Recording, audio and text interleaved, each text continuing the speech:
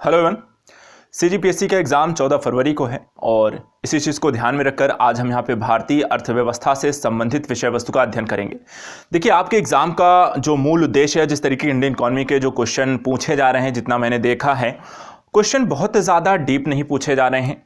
उसमें दो ही चीज़ों को ज़्यादा ध्यान में रखा गया है, या तो बेसिक कॉन्सेप्ट से रिलेटेड क्वेश्चन पूछे गए हैं या फिर वहाँ पर फैक्चुअल चीज़ें ही पूछी गई हैं, अर्थात डेटा को लेकर पूछा गया है। तो हम भी यहाँ पर इसी को ध्यान में रखकर स्टडी करेंगे।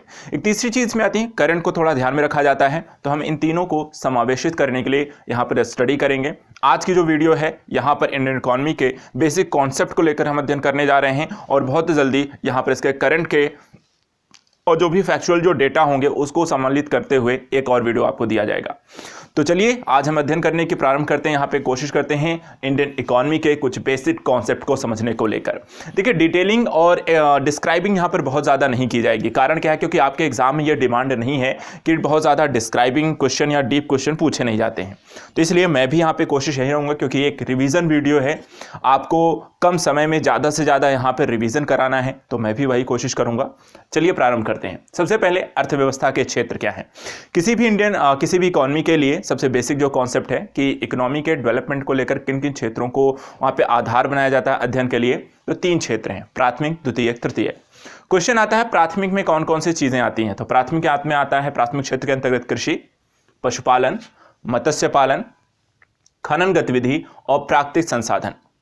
दूसरा है द्वितीयक क्षेत्र में क्या आता है, तो औद्योगिक क्षेत्र, लोहा, इस्पात, वस्त्र उद्योग, वाहन। साथ ही प्राथमिक उत्पाद को कच्चे माल के रूप में ये द्वितीयक जो क्षेत्र है वो प्रयोग करते हैं। तीसरा क्षेत्र अर्थात तृतीयक क्षेत्र के अंतर्गत ज्यादातर सेवा सेक्टर आता है, जिसमें देख सकते हैं बीमा, बैंकिंग, चिकित्सा, शिक्षा, ये सारी चीजें हम यहाँ पर तृतीयक क्षेत्र के अंतर्गत देखते हैं। एक क्वेश्चन ये भी आता है कि भारतीय अर्थव्यवस्था में सबसे ज्यादा योगदान किस क्षेत्र का है। तो भारतीय अर्थव्यवस्था के सकल राष्ट्रीय उत्पाद में सबसे अधिक जो योगदान है वो आपके तृतीयक क्षेत्र का है। इसके बाद आता है कि एक और कॉन्सेप्ट है छोटा सा, कि इकोनॉमिक ग्रोथ और इकोनॉमिक डेवलपमेंट में क्या अंतर है, आर्थिक समृद्धि और आर्थिक विकास में क्या अंतर है। तो देखिए, आर्थिक समृद्धि जो है वो परिमाणात्मक होती है, अर्थात जिसको हम गिन सकते हैं, जो संख्या के आधार पर मापा जा सकता है, उसे हम कहते हैं यहाँ पर आर्थिक समृद्धि। जैसे किसी व्यक्ति की आय को हम कह सकते हैं उसकी आर्थिक समृद्धि। आज 10,000 है, कल 12,000, कल 20,000, 1 लाख, 1 करोड़। तो यहाँ पर हम संख्या के आधार पर बता सकते हैं कि हाँ, उसकी आर्थिक समृद्धि, इकोनॉमिकल ग्रोथ हुई है या नहीं हुई है। तो आर्थिक स्तर पर जिनका माप संपन्न हो वो आर्थिक समृद्धि के अंतर्गत आएगी। राष्ट्रीय उत्पाद के आकार में यह परिवर्तन करने में सक्षम होता है। दूसरा यहां पर आपको पूछा गया कि आर्थिक विकास का क्या तात्पर्य है। तो आर्थिक विकास का मतलब होता है गुणात्मक व परिमाणात्मक दोनों परिवर्तन इसमें सम्मिलित होते हैं। अर्थात जब किसी व्यक्ति की आय बढ़ने के साथ साथ उसके रहन सहन के स्तर, खाने पीना अच्छा गुणवत्ता युक्त खाना, कपड़े जो पहनते हैं वो अच्छा हो, तो ये सारी चीज़ें, अर्थात जब किसी व्यक्ति की शिक्षा, स्वास्थ्य इत्यादि भी वहाँ पे समाज में उसका स्तर जो होता है उसमें भी सुधार होता है, तो उसे हम कहते हैं कि उसका आर्थिक विकास हुआ है। तो इसमें आर्थिक और अनार्थिक दोनों ही पदों का मापन किया जाता है। राष्ट्रीय उत्पाद व जीवन की गुणवत्ता में सुधार के संदर्भ में जब हम दोनों ही चीज़ों का मापने को आकलन करने की कोशिश करते हैं, तो उसके लिए हम आर्थिक विकास को यहाँ पर देखते हैं। इसके बाद अगला जो टॉपिक है, आर्थिक विकास को हम किस तरीके से माप सकते हैं। तो किसी भी देश का जो आर्थिक विकास है वो प्राकृतिक संसाधन, पूंजी निर्माण, बाजार के आकार पर निर्भर करता है। इसको ध्यान रखिएगा, क्वेश्चन अगर पूछा जाएगा तो ये 3 चीजें आपको ऑप्शन में मिल सकती हैं। इसके बाद आर्थिक विकास के यहाँ पे माप के जो दृष्टिकोणों की बात करता है वो ये सब आपको यहाँ पे बेसिकली बहुत ज़्यादा चीज़ें हैं, लेकिन ये आपको पूछी नहीं जाती हैं। जैसे कि यहाँ पर आधारभूत आवश्यक प्रत्यागम है, जो विश्व बैंक के द्वारा प्रतिपादित किया गया जीवन की भौतिक गुणवत्ता सूचकांक इसके अंतर्गत आता है। इसके अतिरिक्त अगर हम देखें तो आपको मानव विकास सूचकांक की बात की जाती है, इसमें ये सारी चीज़ें इसमें आती हैं। मानव विकास सूचकांक को लेकर अभी नया डेटा आ गया है, तो वहाँ पर उसको भी हम चर्चा करेंगे जब करंट का एक वीडियो आपको प्रस्तुत किया जाएगा। एक और क्वेश्चन आता है भारतीय अर्थव्यवस्था में राष्ट्रीय आय के संदर्भ में। देखिए, राष्ट्रीय आय क्या है? एक राष्ट्र की एक वर्ष में आर्थिक क्रियाओं के फलस्वरूप उत्पादित अंतिम वस्तुओं एवं सेवाओं के मौद्रिक मूल्य को हम उसकी राष्ट्रीय आय कहते हैं। राष्ट्रीय आय को अगर हम ज्ञात करना है तो किन किन चीजों का ध्यान में रखना चाहिए। तो देखिए, मुद्रा के रूप में इसका मापन करना संभव है। दूसरा, अंतिम वस्तुओं एवं सेवाओं को सम्मिलित किया जाता है राष्ट्रीय आय के अंतर्गत। तीसरा, पुरानी वस्तुओं के मूल्य को सम्मिलित नहीं किया जाता है राष्ट्रीय आय में। चौथा, घरेलू सेवाओं जैसे कि कपड़े धोना, खाना बनाना को राष्ट्रीय आय से बाहर रखा जाता है। इसके अतिरिक्त वित्तीय परिसंपत्तियों जिसमें अंश पत्र है, ऋण पत्र है, उसको भी हम इसमें से बाहर रखते हैं। साथ ही हस्तांतरण जो भुगतान है जैसे कि पेंशन है, वजीफा, अंतर इत्यादि को इसमें सम्मिलित नहीं किया जाता है।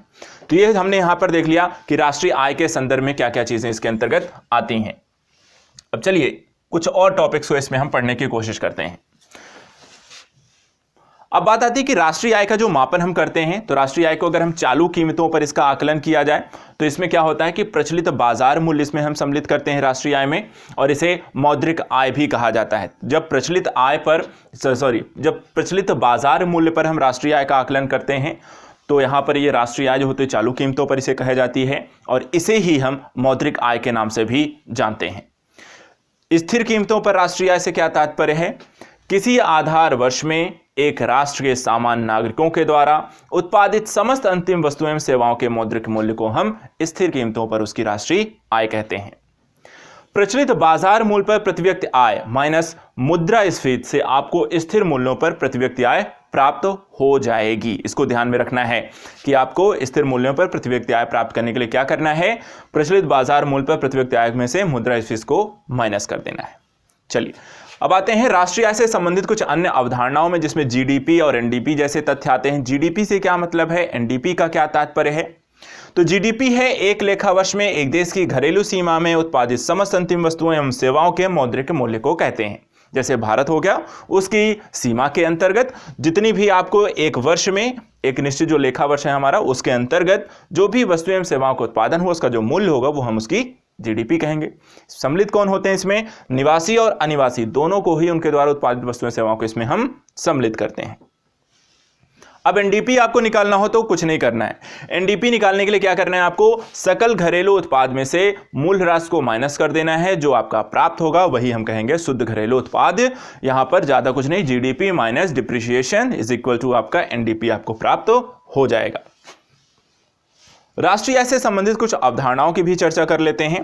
देखिए सकल राष्ट्रीय आय अर्थात जीएनपी का इसमें क्या मतलब होता है, जैसे कि एक वर्ष की अवधि में एक देश के सामान्य नागरिकों के द्वारा, यहां पे बात आई नागरिक वही होगा जिसके पास नागरिकता होगी, ठीक है, विदेशी इसमें सम्मिलित नहीं होंगे, नागरिकों के द्वारा देश की घरेलू सीमा के अंदर या बाहर, दोनों ही स्थितियों पर, अंदर भी और बाहर भी, उत्पादित की गई अंतिम वस्तुओं एवं सेवाओं के सकल मूल्य को हम जीडीपी कहते हैं, जीएनपी कहते हैं।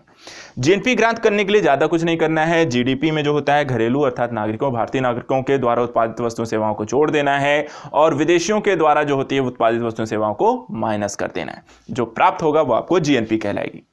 अब इसी में पूछा जाए अगर एनएनपी से क्या तात्पर्य है, शुद्ध राष्ट्रीय उत्पाद से क्या तात्पर्य है, तो इसमें भी कुछ नहीं करना है। सिर्फ क्या करना है, सकल राष्ट्रीय उत्पाद माइनस मूल राशि बराबर शुद्ध राष्ट्रीय उत्पाद आपको प्राप्त हो जाएगा। कहने का तात्पर्य है GNP minus depreciation is equal to NNP यहां पर आपको मिल जाएगी। तो ये भी कॉन्सेप्ट हमने देख लिए। अब चलिए कुछ बात करते हैं जीडीपी संबंधित कुछ अवधारणाओं को लेकर यहां पर, ठीक है।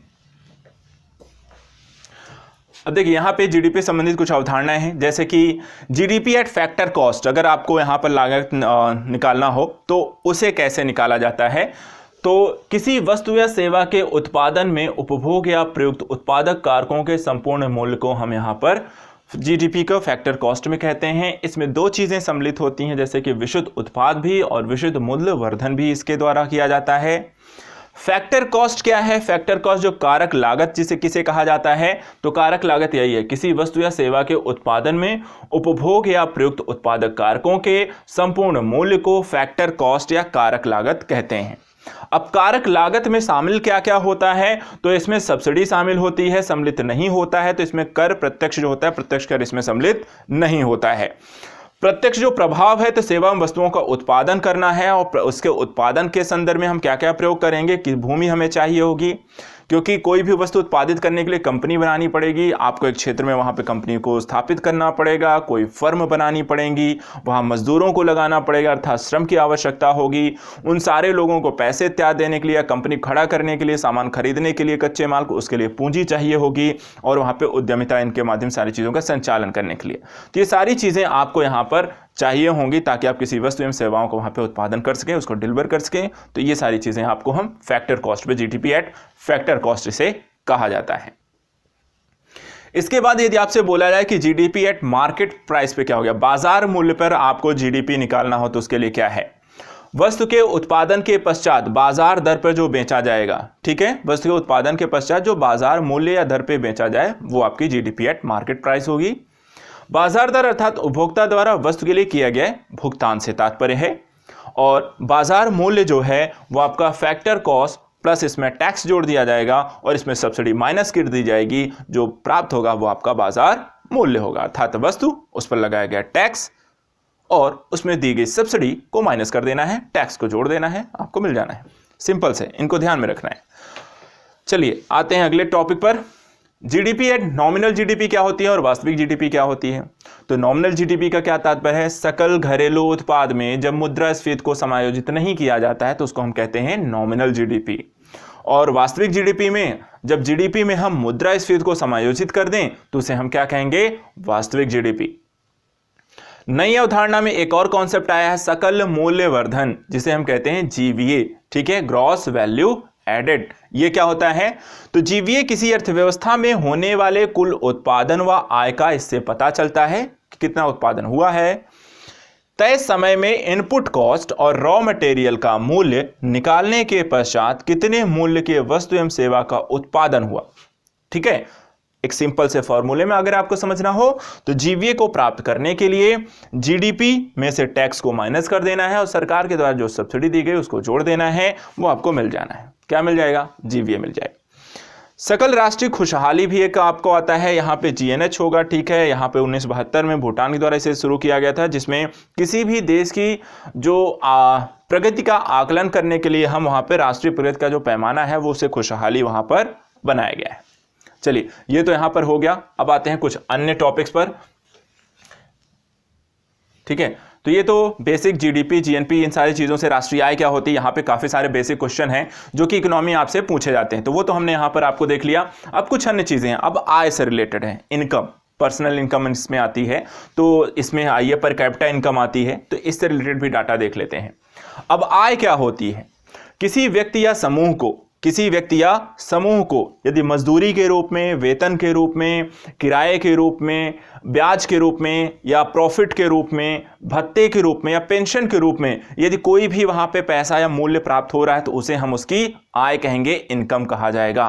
तो इनकम देखिए इतने सारे स्रोत हो सकते हैं आपके इनकम के, इनमें से किसी भी रूप में अगर आप पैसे या मूल्य आपको राशि प्राप्त हो रही है तो उसे हम क्या कहेंगे, वेतन कहेंगे, आपकी आय कहेंगे, आपकी सरी, ठीक है, इनकम कहा जाएगा।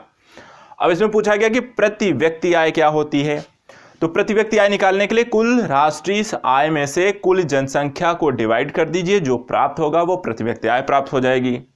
व्यक्तिगत आय क्या होती है, तो पर्सनल इनकम बराबर नेशनल इनकम प्लस कुछ चीजें जोड़ देनी है। क्या क्या जोड़ना है इसमें, सरकारी हस्तांतरित मदें, वाणिज्यिक हस्तांतरित भुगतान, सरकार द्वारा शुद्ध ब्याज भुगतान, ये जोड़ देना है। किस में जोड़ना है, नेशनल इनकम में।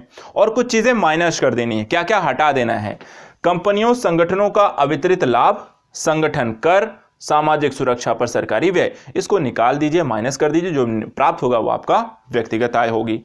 अब एक और क्वेश्चन आता है कि व्यय योग्य आय क्या होगी, अर्थात जो आप खर्च कर सकते हैं वो आय कौन सी है। तो व्यय योग्य आय को प्राप्त करने के लिए क्या करना है, आपकी जो व्यक्तिगत आय है, व्यक्तिगत आय में से प्रत्यक्ष कर, इनकम जो आपने दे रहे हैं, आपको डायरेक्ट जो टैक्स देते हैं, जैसे आयकर है, संगठन कर है, व्यय कर है, ब्याज कर है, इनको आप माइनस कर दीजिए। टैक्स देने के बाद आपकी जो टोटल वेतन है उसमें से आप डायरेक्ट टैक्स को निकाल दीजिए, जितना पैसा आपने टैक्स के रूप में पे कर दिया है। उसके बाद जो आपके पास इनकम बची है उसे कहा जाएगा क्या, व्यय योग्य आय। अब पूछा गया कि वास्तविक आय क्या है, तो वास्तविक आय प्राप्त करने के लिए माइनस क्या करना है, व्यय योग्य आय और मुद्रास्फीति को माइनस कर दीजिए, जो बचेगा वो आपकी वास्तविक आय है। वास्तविक आय क्या हुआ कि आपने जितना भी आपको पैसा प्राप्त हुआ, ठीक है, पैसे जितने प्राप्त हुए उसमें से आपने टैक्सेस के रूप में कितना भर दिया वो हटा दीजिए, और जो भी चीज़ आप खरीद रहे हैं उसमें महंगाई कितनी बढ़ चुकी है, मुद्रास्फीति कितनी बढ़ चुकी है, उसको आप माइनस कर दीजिए। उसके बाद जो आपको आय मिली हुई है वो आपकी क्या होगी, वास्तविक आय होगी। सब बेसिक कॉन्सेप्ट है, ध्यान रखिएगा। ये सब बेसिक क्वेश्चन आपसे पूछे जा सकते हैं एग्जाम में, इसीलिए मैंने इसे 2 पार्ट बनाया है। यहाँ पर पहले हम इसको पढ़ रहे हैं बेसिक कॉन्सेप्ट। तो ये खत्म हो गया राष्ट्रीय वाला चैप्टर बेसिक कॉन्सेप्ट का। अब हम मुद्रा से रिलेटेड कुछ टॉपिक्स को देख लेते हैं। मुद्रा क्या है? मुद्रा सभी लेन देन में भुगतान का माध्यम होती है। बिना पैसे के आप कोई भी क्रिया प्रक्रिया को संचालित नहीं कर सकते हैं। अब किस तरीके के कार्य मुद्रा के द्वारा किए जाते हैं? जैसे कि विनिमय का ये साधन है, विनिमय, ठीक है, पैसा, आना जाना, ट्रैवल। मुद्रा की स्वीकार्यता, पैसा हर कोई स्वीकार करता है। आप कैश के रूप में किसी को भी कोई सामान ले, सब कुछ लेता है। मूल्य निर्धारण में किसी भी वस्तु के, कौन सी वस्तु कितने मूल्य की है वो कैसे निर्धारित होगा? पैसों के माध्यम से, रुपए के माध्यम से, रुपीज़। कि आप 1 किलो सेब खरीदने के पूछते हैं कितना है, तो वो बताता 50 रुपये, 50 रुपये किलो है, 100 रुपये का ये है, ठीक है। तो किसी वस्तु के मूल्य के निर्धारण में मुद्रा ही काम आती है। संचय और संग्रहण के रूप में आपको पैसे रखने हैं, बैंकों में रखने हो या अपने तिजोरी में रखने हैं, घर में रखने हैं, तो आप क्या करते हैं, कितना रखा है, 10,000, 20,000, 50,000, 100,000, मुद्रा ही तो रखते हैं। भावी भुगतान के रूप में, फ्यूचर को इंटरेस्ट, भाई फ्यूचर में हमें इनको पैसा लौटाना है, ये सारी चीजें होती हैं आपके मुद्रा के कार्य। इसकी विशेषताएं क्या हैं? तो मुद्रा की विशेषताएं होती हैं, इसका मूल्य स्थिर होता है, आसानी से पहचाना जा सकता है, सभी स्वीकृत करते हैं, अर्थात इसको स्वीकार किया जाता है। एक स्थान से दूसरे स्थान वहनी है, कोई भी सामान इत्यादि के संदर्भ में। विभाज्य है, अर्थात 100 का नोट है तो 50 का नोट को आप 10 के संदर्भ में आप उसको विभाजित कर सकते हैं। और शीघ्र नष्ट ना हो ऐसी स्थितियों में होता है, अर्थात लंबे समय तक, 1990 का नोट है तो अभी भी स्वीकार्य है, तो लंबे समय तक ये चलता रहता है, जब तक पूरी नोट अगर है तो वो खराब नहीं हो जाती है। मुद्रा व परिसंपत्ति में अंतर क्या होता है? तो देखिए, मुद्रा भुगतान का कार्य करने वाली यहाँ पे कोई भी वस्तु हो सकती है, जो कि परिसंपत्ति की बात करें तो किसी व्यक्ति या कंपनी के पास मौजूदा कोई वह जिसका मौद्रिक मूल्य हो वो आपकी परिसंपत्ति कहलाएगी। ठीक है, चलिए अब बात करें कि प्रकार कितने हैं, परिसंपत्तियों के कितने प्रकार होते हैं। तो परिसंपत्तियां 3 प्रकार की होती हैं, मूर्त, अमूर्त और वित्तीय। मूर्त का मतलब हुआ कि कोई भौतिक आकार, संरचना, अनुभव जिसे छुआ जा सके, जैसे भूमि और भवन। अमूर्त जो भौतिक अस्तित्व जिनका नहीं है, लेकिन स्वामित्व, कब्जा या विचारों की उत्पत्ति के तौर पर हम उसे जानते हैं, जैसे कि पेटेंट हो गया, कॉपीराइट हो गया, गुडविल हो गई, ये सारी चीजें। वित्तीय परिसंपत्तियां क्या होती हैं? जो वित्तीय रूप से मूल्यवान हो, जैसे कि बैंक खाता हो गया, बॉन्ड हो गए, सरकारी प्रतिभूतियां हो गई, इनको हम वित्तीय परिसंपत्तियां कहते हैं। इसी तरीके से पूंजी की बात की जाती है। पूंजी क्या है? उत्पादन के साधन के रूप में भूमि और श्रम, और भौतिक पूंजी के रूप में मशीन एवं फैक्ट्री, और मानव पूंजी के रूप में प्रशिक्षण एवं कारीगरी। ये सारी चीजें किसके अंतर्गत आती हैं? आपकी पूंजी के अंतर्गत आपको इसमें देखने को मिलता है। अब मुद्रा के प्रकार की बात कर लेते हैं। देखिए, इसमें वस्तु मुद्रा है, धातु मुद्रा है, पत्र मुद्रा है। ठीक है, अब वस्तु मुद्रा क्या है? वस्तु विनिमय की प्रणाली के माध्यम से संचालित होता है। जैसे कि किसी व्यक्ति को गेहूं लेना है, तेल के बदले तो गेहूं दे दिया, तेल ले लिया। किसी को टमाटर चाहिए तो उसने तेल देके टमाटर ले लिया। किसी को टमाटर से मक्का खरीदना है तो टमाटर देके मक्का को ले लिया। इसी तरीके से मतलब एक वस्तु देकर दूसरी वस्तु को खरीदने की प्रक्रिया वस्तु विनिमय प्रणाली है। अब इसमें वस्तु मुद्रा के रूप में क्या क्या चीजें पिछले समय में प्रयोग की गई, जैसे सीपी हो गई, हाथी के दांत हो गए, कॉफी हो गई, तंबाकू हो गई, ये सारी चीजें वहां पर मुद्रा के वस्तु विनिमय प्रणाली के तौर पर प्रयोग की जाती रही हैं। हड़प्पा सभ्यता हो गई, वहां पर भी सारी चीजें प्रयोग की गई हैं। नोटबंदी के समय में देखा गया इस तरह की चीजें, आपको गांव में भी कई बार वहां पर गेहूं के बदले कोई चीज खरीदते हुए आपने देखी होगी। तो ये सारी प्रक्रियाएं वस्तु मुद्रा की हैं। धातु मुद्रा क्या होती है? लेन देन में आसान है, विभाज्य है। 10 का आपका सिक्का है तो उसे 5-5 के, 2-2 के, 1-1 के में विभाजित कर सकते हो। इसके अंतर्गत हम क्या रखते हैं? धातु मुद्रा के अंतर्गत गोल्ड है, चांदी है, तांबा है, तो वो सारी चीजें आपको धातु मुद्रा के तौर पे हम प्रयोग करते हैं। समस्या क्या है कि यहाँ पर फुल बॉडी कॉइन और टोकन कॉइन के रूप में होती हैं, अर्थात ऐसा सिक्का जैसे 5 रुपये का सिक्का है, अगर 5 रुपये को गला दिया जाए और उसको जो धातु बची अगर उसको मार्केट में बेचें और उस जितना बेचा गया उसको भी अगर 5 रुपये मिले तो उसको हम कहते हैं फुल बॉडी कॉइन। अगर मान लीजिए आज का जो 5 का सिक्का है, अगर हम उसे गला कर मार्केट में बेचे उस धातु को, तो पता लगा उसका 1 रुपये भी नहीं मिल रहा, तो उसको हम कहते हैं टोकन कॉइन। अर्थात जब धातु का जो मूल्य होता है उसमें अंकित मूल्य, जो उस सिक्के में अंकित मूल्य से कम होगा तो टोकन कॉइन होगा। जो धातु का मूल्य यदि उसके अंकित मूल्य के बराबर होगा तो उसको हम फुल बॉडी कॉइन कहते हैं। इतना ज़्यादा कुछ आपको वैसे जानने की ज़रूरत नहीं है, क्योंकि यहाँ पर ये सारा क्वेश्चन आपको आता नहीं है, लेकिन बेसिक चीज़ें हैं इसलिए मैं आपको बता देता हूँ।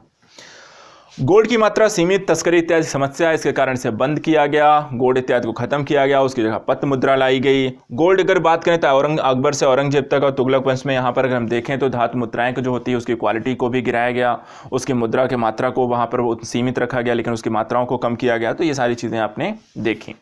इसके बाद हम आते हैं पत्र मुद्रा में। पत्र मुद्रा जो होती है लीगली यहाँ पर सभी को स्वीकार्य है, फिएट मनी होती है, लीगल टेंडर अर्थात कानूनी रूप से वैध होती है सभी के स्वीकारता के संदर्भ में। कोई भी ऋण और लेन देन लेने से मना इसमें नहीं किया जा सकता। अब यहाँ पर अगर हम देखें तो वर्तमान समय में जो आपकी नोट हैं उन नोट में कौन कौन से अगर पीछे अगर देखें तो कुछ ना कुछ चित्र बने होते हैं। तो इसको लेकर कौन कौन से चित्र किस प्रकार की नोट में हैं, जैसे 10 रुपए के नोट पे कोणार्क मंदिर बना हुआ है, 20 रुपए की नोट में माउंट हैरियर बना हुआ है, 50 रुपए की नोट में आपका हम्पी का रथ बना हुआ है, 500 रुपए की नोट में लाल किला बना हुआ है, 2000 की नोट में मंगलयान बना हुआ है, 200 की नोट में यहाँ पर सांची का स्तूप बना हुआ है, और 10 रुपए की जो नोट है आपका यहाँ पर 1 रुपए के रानी का बाव भी यहाँ पर आपको बना हुआ है। अब ये हो गया। अब अगला जो कॉन्सेप्ट है यहाँ पर मुद्रा के प्रकार के संदर्भ में, एक तो धातु मुद्रा हमने देख ली, अब उसके बाद वस्तु मुद्रा, यहाँ पर धातु मुद्रा सारी कुछ देख लिया। अब बात करते हैं अपनी प्लास्टिक मुद्रा के बारे में। ठीक है, प्लास्टिक या बैंक मुद्रा। प्लास्टिक और बैंक मुद्रा में सिर्फ इतना जान लीजिए कौन कौन सी होती हैं, जैसे कि यहाँ पर एटीएम हो गया, डीडी हो गई, चेक हो गया, डिजिटल पेमेंट जैसी चीज़ें हो गई, फोन पे, यूपीआई, ये सारी क्या हो गई आपकी बैंक मुद्रा या प्लास्टिक मनी, ये दोनों चीज़ें इसके अंतर्गत आती हैं। भारतीय अर्थव्यवस्था को कैशलेस बनाने के संदर्भ में, ई गवर्नेंस के संदर्भ में और व्यापार को आसान बनाने के संदर्भ में ये मुद्रा काफ़ी हमें बेहतर और इसमें सबसे ज़्यादा प्रयोग की जाने वाली है। फ्यूचर की जो मुद्रा है उसे क्रिप्टो करेंसी कहते हैं, जिसमें बिटकॉइन इत्यादि हैं। ठीक है, computer data mining crypto currency होती हैं। आभासी मुद्रा इसे कहा जाता है। क्रिप्टो अकाउंट के माध्यम से यहाँ पे लेन देन प्रक्रिया इसकी संचालित की जाती है। पेट्रोल लीटर जैसे भारत सरकार के द्वारा यहाँ पर हम देखें तो यहाँ पर क्रिप्टो करेंसी के संदर्भ में कई सारी कॉइन यहाँ पर चल रही हैं, जैसे आपको पेट्रो है आपकी, इसके अलावा आपको बिटकॉइन इस समय सबसे ज़्यादा अगर देखें तो वहाँ पर चीज़ चल रही है।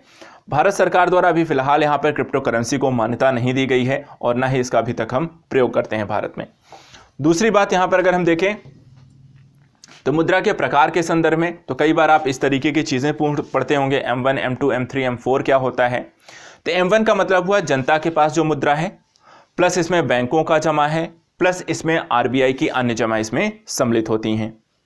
M2 पूछा जाए तो क्या होगा कि M1 अर्थात जितनी सारी चीज़ें हैं उसको प्लस इसमें कुछ चीज़ें जोड़ दी जाती हैं। क्या जोड़ दिया जाता है? डाकघरों की मांग जमाएं, ठीक है, जिसमें आपका बचत खाता और बचत योजना सम्मिलित होती हैं। M3 पूछा जाए क्या है तो M1 प्लस बैंकों की सावधिक जमा, जिसमें आपकी टाइम जुड़ा होता है। ठीक है, जैसे आपका डिपॉजिट्स हो गई, ठीक है, RD हो गई कि 5 साल के लिए है, 10 साल बाद आपकी टूटेंगी, 5 साल बाद टूटेंगी, उससे पहले नहीं टूटेंगी, तो अर्थात जिसमें समय होता है, समय जुड़ा हुआ होता है, ऐसे डिपॉजिट्स। तो M1 प्लस बैंकों की सावधिक जमा को हम क्या कहेंगे? M3 कहेंगे। और M4 क्या है तो M3 अर्थात ये पूरा प्लस डाकघरों की सावधिक जमाएं जो होंगी उसको हम इसके अंतर्गत सम्मिलित करते हैं। अब एक क्वेश्चन आता है कि सर्वाधिक तरल कौन सा है। तो यहां पर देखिए तो M1, M2, M3, M4। M1 सबसे ज्यादा तरल है क्योंकि कैश के रूप में लोगों के पास पैसा है तो आसानी से लेन देन प्रयोग किया जा सकता है। M2 उससे सरल है थोड़ा सा कि M1 के साथ साथ में कुछ बचत खाते के रूप में पैसे जमा है जिसको निकाला जा सकता है। M3 उससे ज़्यादा फिर, और M4 सबसे कम तरल होता है। तो सबसे ज़्यादा तरल जो है वो M1 है और सबसे कम जो तरल है वो आपका M4 है। अब यहाँ पे खाता प्लस बचत मुद्रा के संदर्भ में चलिए बात कर लेते हैं। जैसे कि MO मुद्रा क्या होती है, ठीक है, MO मुद्रा कहा जाता है रिजर्व मनी या हाई पावर्ड मनी को हम MO मनी कहते हैं। MO मनी जो होती है इसमें currency in calculation plus bankers deposit with RBI plus other deposit RBI, इन सारी चीज़ों को हम जोड़ करके जो प्राप्त होता है उसे हम क्या कहते हैं? MO। ठीक है, MO यार M0 भी कह सकते हैं, जैसे M2, M3, M4, M1 से लेके M4 तक है, इसे हम M0 भी कह सकते हैं। तो M0 में क्या हुआ? करेंसी इन कैलकुलेशन, जितना भी आपका कैलकुलेशन में मुद्रा है उसको रखते हैं, बैंकों के पास जो भी पैसा है और RBI के पास जो अदर डिपॉजिट है वो सारी चीज़ें इसमें आती हैं। अब एक आती है नैरो मनी और ब्रॉड मनी किसे कहते हैं। तो नैरो मनी कहते हैं M1 को और ब्रॉड मनी कहा जाता है M3 को। तो यहाँ पर नैरो अर्थात यहाँ पर जिसमें ज़्यादा मुद्रा कम मुद्राएं वहाँ पर हैं, जिसमें M4 जो जिसमें सबसे ज़्यादा मुद्राएं होती हैं, तो M3 को ब्रॉड मनी और M1 को हम नैरो मनी कहते हैं। चलिए ये तो आपने पढ़ लिया मुद्रा के बारे में। अब आपको पढ़ाते हैं, यहाँ पर समझना है कि मौद्रिक नीति किसे कहते हैं। ठीक है, मौद्रिक नीति क्या है। तो मौद्रिक नीति का जो तात्पर्य है, किसी अर्थव्यवस्था की वह नीति जिसके माध्यम से उसमें होने वाले मुद्रा प्रवाह व प्रचलन की मात्रा को विनियमित किया जाए। निर्धारण के तौर पे इसमें केंद्रीय बैंक RBI के द्वारा इसे निर्धारित किया जाता है मौद्रिक नीति को। मौद्रिक नीति के दो साधन हैं, एक तरफ परिमाणात्मक हैं और दूसरी तरफ यहाँ पे गुणात्मक हैं। परिमाणात्मक के अंतर्गत अगर हम देखें तो बैंक दर है, रेपो रेट है, रिवर्स रेपो रेट है, CRR है, SLR है और MSF है, OMO है और MSS है। गुणात्मक तौर पे अगर हम बात करें तो इसमें नैतिक दबाव का प्रयोग किया जाता है, प्रत्यक्ष कार्यवाही को अंजाम दिया जाता है, चयनात्मक साख राशनिंग है, उपभोक्ता साख नियंत्रण है और मार्जिनल रिक्वायरमेंट है। ये सारी चीज़ें गुणात्मक के अंतर्गत वो प्रयोग करते हैं। अब चलिए इनके बारे में थोड़ा सा समझ लेते हैं। परिमाणात्मक जो नीति है इसमें जैसे बैंक रेट है, बैंक रेट क्या होती है, दीर्घावधि साख व्यवस्था, लंबे समय के लिए दिया जाने वाला लोन किसके द्वारा बैंक प्राप्त करते हैं, किससे प्राप्त करते हैं, RBI से प्राप्त करते हैं। रेपो रेट क्या होता है, लघु अवधि के लिए ऋण प्राप्त करने की व्यवस्था, किसके द्वारा, तो बैंक प्राप्त करते हैं। यहाँ पर बैंक किसके प्राप्त करता है, तो यहाँ पर आपको RBI से लेता है। फिर रिवर्स रेपो रेट की स्थिति क्या है, तो यहाँ पर लघु अवधि की साख व्यवस्था RBI जो होता है बैंकों से लेता है। CRR क्या होता है, तो कैश रिजर्व रेशियो जो है बैंक द्वारा बैंकों को RBI द्वारा निर्धारित की गई एक नगद राशि जो RBI के पास उन्हें रखनी होती है। और SLR क्या होता है, भारतीय बैंकों को अपनी कुल राशि का RBI द्वारा निश्चित मात्रा में RBI द्वारा जो निश्चित किया गया है, तो आपको उतनी मात्रा में इसे अपनी बैंकों के पास रखना सुनिश्चित करना होता है, जिसमें आप कैश के रूप में, कुछ आपके गवर्नमेंट सिक्योरिटीज के रूप में, बॉन्ड्स इत्यादि के रूप में आप उसे SLR के रूप में रखते हैं। MSF क्या होता है, तो बैंकों के द्वारा ओवरनाइट लिया गया लोन, ठीक है, जैसे गवर्नमेंट सिक्योरिटीज के तौर से RBI से भी प्राप्त कर सकते हैं। MSS क्या होता है, तो यहां पर RBI के द्वारा गवर्नमेंट सिक्योरिटीज को बेचकर बाजार में मुद्रा तरलता के रूप में हम प्रयोग करते हैं। और OMO क्या होता है, ओपन मार्केट ऑपरेशन, RBI द्वारा गवर्नमेंट सिक्योरिटीज को बेचकर व खरीदकर बाजार अर्थव्यवस्था को संतुलित करने का प्रयास आपको ओपन मार्केट ऑपरेशन के माध्यम से किया जाता है, जिसमें RBI सीधे जनता से यहां पर गवर्नमेंट सिक्योरिटीज को बेचकर या उनसे खरीदकर मार्केट को संतुलित करने का कार्य करती है। तो इस तरीके से RBI के द्वारा पूरी जो मौद्रिक नीति है उसके अंतर्गत यहाँ पर परिमाणात्मक नीति के तहत इन सारी क्रियाविधियों का अलग अलग आधार पर प्रयोग करते हैं। इसको लेकर काफ़ी सारे आपके क्वेश्चन आते हैं, इनको मैंने वन लाइन में समझाने का प्रयास किया है। यहाँ पर बहुत ज़्यादा नहीं है जो क्वेश्चन आते हैं, कौन किससे लोन लेता है और किस तरीके का लोन लेता है, मूलतः यही आपसे क्वेश्चन पूछा जाता है और इसीलिए मैंने किस तरीके का लोन है और कौन किससे ले रहा है यहाँ पर आपको बता दिया गया। ठीक है, बस इसी को ध्यान में रखना है। अब परिमाणात्मक के बाद आता है कि गुणात्मक मौद्रिक नीति, इसके अंतर्गत क्या क्या है। तो इसमें नैतिक दबाव कौन क्रिएट करता है, RBI क्रिएट करता है। किस पर क्रिएट करता है, बैंकों पर क्रिएट करता है। क्यों करता है, ताकि वो RBI के द्वारा जो नीतियां बनाई गई उनको वो संचालित करें। जैसे तो RBI इसके लिए क्या करेगा, RBI के द्वारा दिशा निर्देश, मीटिंग इत्यादि के माध्यम से बैंकों को सलाह इत्यादि दी जाती है। दूसरा है प्रत्यक्ष कार्यवाही। प्रत्यक्ष कार्यवाही के तहत अगर हम बात करें तो इसमें बैंकों का लाइसेंस रद्द करना और पेनाल्टी को लगाना, ये सारा काम किया जाता है। चयनात्मक साख नियंत्रण के अंतर्गत क्या करते हैं, मूल्यांतर निश्चित करना, ऋण की पूर्वानुमति लेना, अर्थात किसी बैंक को कितना ऋण मिलेगा, कोई ऋण देने से पहले इत्यादि को RBI से आपसे अनुमति लेना। तो ये सारी चीज़ RBI निर्धारित कर दे कि आप लोन नहीं दे सकते हैं, आपको अगर किसी को लोन देना है तो पहले मुझसे अनुमति लेनी पड़ेगी, ऐसा कुछ निश्चित कर देना। साख राशनिंग क्या होती है, एक निश्चित दर का यहाँ पे यह निश्चित कर देना कि बैंकों को कितनी साख यहाँ पर मिलेगी, कि कौन से बैंक किसको कितना लोन दे सकता है या किस RBI के द्वारा किस बैंकों को कितनी मात्रा में मुद्रा इत्यादि उपलब्ध कराई जाएगी, कितना ऋण इत्यादि दिया जाएगा, ये सारी चीजें निश्चित करना। उपभोक्ता साख राशनिंग में क्या होता है कि उपभोक्ता को कितनी मात्रा में ऋण दिया जा सकता है, यदि कोई वो डिपॉजिट करता है तो उसको कितनी मात्रा में वहां पर रिटर्न मिलेगा। जैसे कहने का मतलब है कि मान लीजिए आप सोना रखने गए, सोने का मूल्य आपका 24,000 है, लेकिन बैंक कह दे कि हम 24,000 आपको पूरा नहीं देंगे बल्कि हम आपको सिर्फ 12,000 देंगे। इस तरह कोई आरबीआई रूल बना दे कि बैंक जो भी डिपॉजिट करने आते हैं, डिपॉजिट करने की जो टोटल मात्रा है वो टोटल मात्रा रिटर्न न दी जाए, बल्कि उनका आधा, 50, 80 जितना भी निर्धारित कर दे उतना ही आपको देना है। मार्जिनल रिक्वायरमेंट क्या होती है? साख के लिए प्रत्याभूत के नियंत्रण को इसके अंतर्गत हम रखते हैं। चलिए, ये तो हमने देख लिया मौद्रिक नीति के संदर्भ में। अब यहीं पर मौद्रिक नीति के साथ साथ राजकोषीय नीति की थोड़ी सी तुलना कर लेके पढ़ लेते हैं, दोनों में मूलतः इसमें अंतर क्या है। तो मौद्रिक नीति का तात्पर्य है निर्माण किसके द्वारा? केंद्रीय बैंक के द्वारा। मौद्रिक नीति समिति यहां पर बनाई गई है जो इस सारी नीतियों को निर्धारण करने में मदद करती है।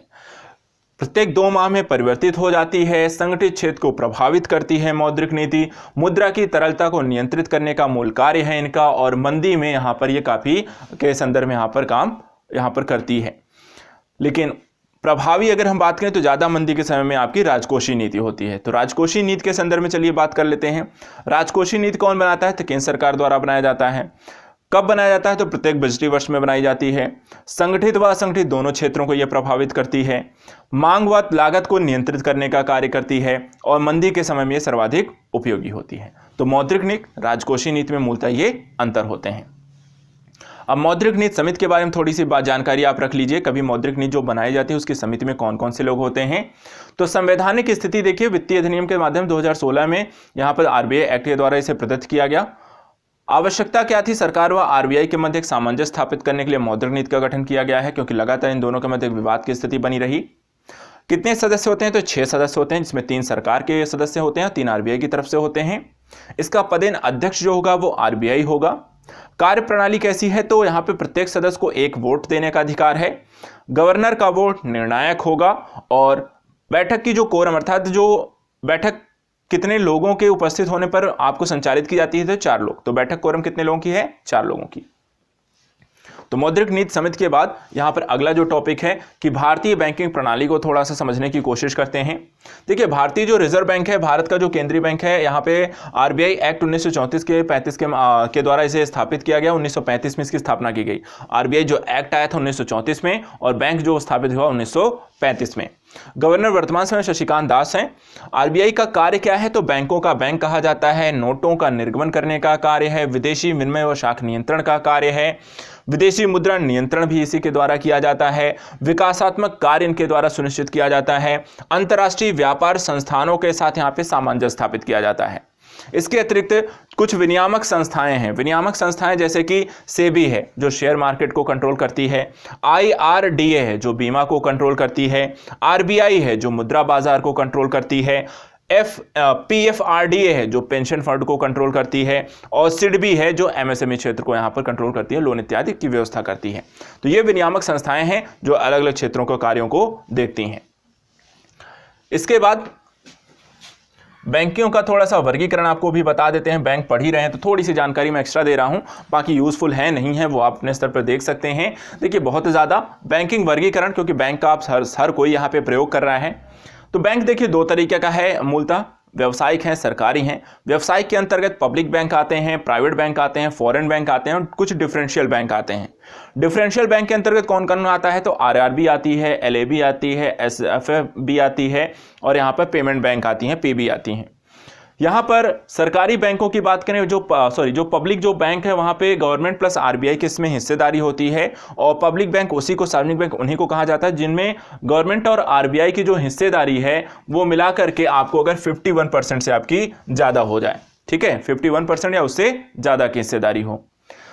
इसके बाद सहकारी बैंक के संदर्भ में यहाँ पे अर्बन है, स्टेट है, सेंट्रल है और पीएसईएस, इसके अंतर्गत सारे बैंकों की स्थिति को हम इसमें देखते हैं।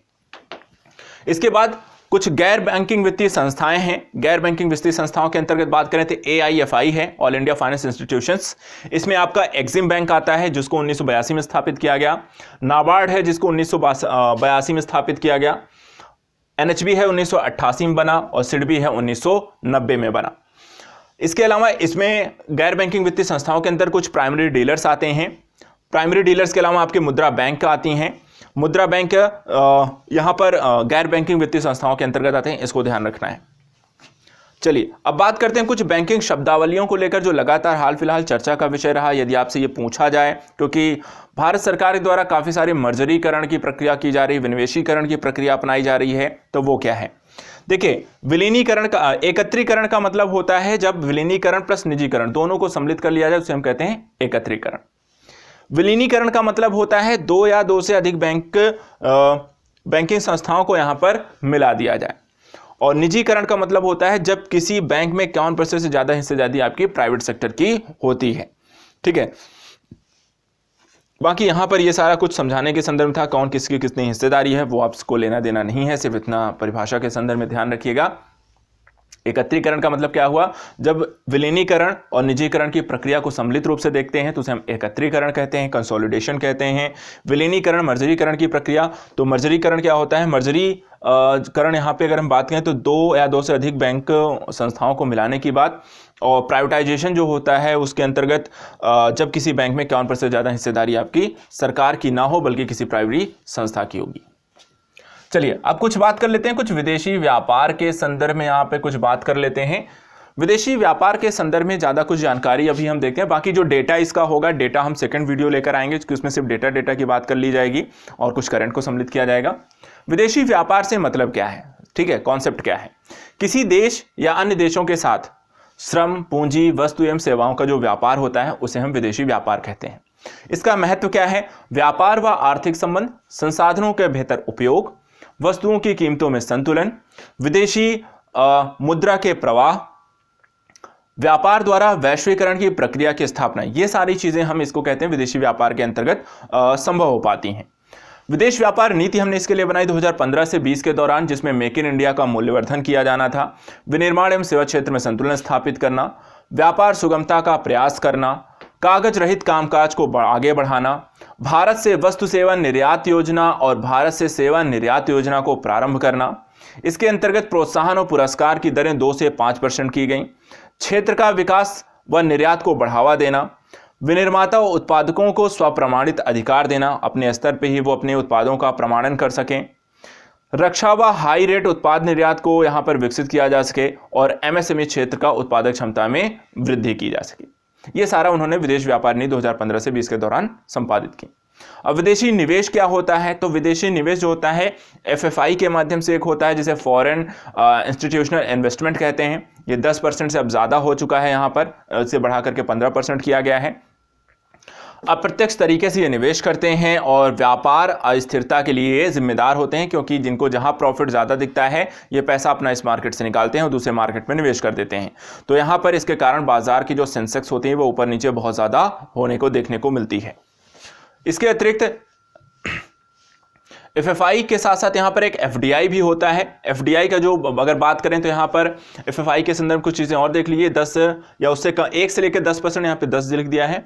फॉरेन इंस्टीट्यूशनल इन्वेस्टमेंट होता है, स्वचालित और अनुमार्ग से होता है, निवेश का प्रत्यक्ष तरीका है और साथ ही साथ विदेशी मुद्रा की प्राप्त होती है, व्यापार अवसंरचना, रोजगार एवं विकास के हेतु ये बेहतर होते हैं।